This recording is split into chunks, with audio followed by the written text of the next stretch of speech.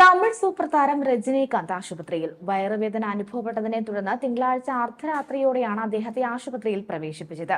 Chennai Apollo ആശുപത്രിയിലാണ് നടനെ പ്രവേശിപ്പിച്ചിട്ടുള്ളത്. ആരോഗ്യനില തൃപ്തികരമാണെന്നാണ് സൂചന. എന്നാൽ ഇക്കാര്യം കുടുംബമോ ആശുപത്രി അധികൃതരോ ഔദ്യോഗികമായി സ്ഥിരീകരിച്ചിട്ടില്ല. അതേസമയം എല്ലാം നന്നായി പോകുന്നുവെന്ന് രജനീകാന്തിന്റെ ഭാര്യ ലത രജനീകാന്ത് ഒരു ദേശീയ മാധ്യമത്തോട് പ്രതികരിച്ചു. ഇന്റർവെൻഷണൽ കാർഡിയോളജിസ്റ്റ് ഡോക്ടർ സായ് സതീഷിന് കീഴിലാണ് അദ്ദേഹത്തെ ചികിത്സിക്കുന്നതെന്നാണ് വിവരം. അപ്പോളോ ആശുപത്രിയിലെ കത്തീറ്ററൈസേഷൻ ലാബിൽ അദ്ദേഹത്തെ ഇലക്ടീവ് പ്രൊസീജിയറിന് വിധേയമാക്കുമെന്നാണ് റിപ്പോർട്ട്. കുറച്ചു ദിവസങ്ങൾ കൂടി അദ്ദേഹം ആശുപത്രിയിൽ തുടരുമെന്നാണ് വിവരം. ആശുപത്രിയിൽ പ്രവേശിപ്പിച്ചതായുള്ള വാർത്തകൾ പുറത്തു വന്നതിന് പിന്നാലെ അദ്ദേഹം എത്രയും വേഗം സുഖം പ്രാപിക്കട്ടെ എന്ന് സഹതാരങ്ങൾ ആശംസിക്കുന്നുണ്ട്.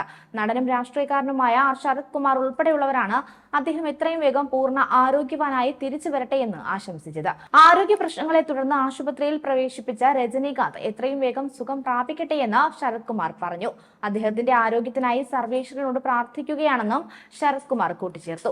തമിഴ്നാട് മുഖ്യമന്ത്രി എം കെ സ്റ്റാലിൻ അദ്ദേഹത്തിന്റെ സുഖവിവരങ്ങൾ വിലയിരുത്തി. പുതിയ ചിത്രമായ വേട്ടയന്റെ ഷൂട്ടിംഗ് തിരക്കുകളിലായിരുന്നു രജനീകാന്ത്. വിശാഖപട്ടണത്തായിരുന്നു താരമുണ്ടായിരുന്നത്. ഷൂട്ടിംഗിന് ശേഷം കഴിഞ്ഞ ആഴ്ചയാണ് രജനീകാന്ത് ചെന്നൈയിലെത്തിയത്.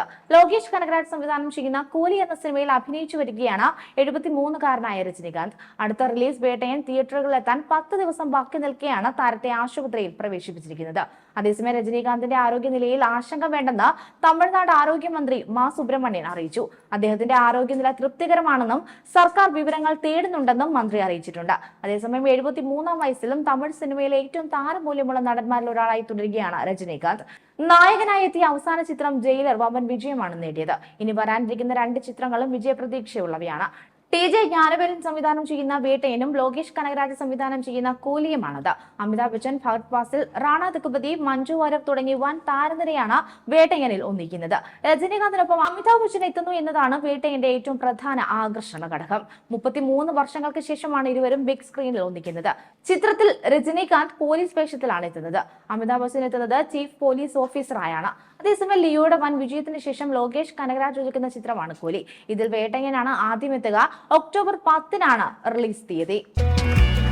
കൂടുതൽ വാർത്തകൾക്കായി B4 Blaze ഫോളോ ചെയ്യൂ, സബ്സ്ക്രൈബ് ചെയ്യൂ.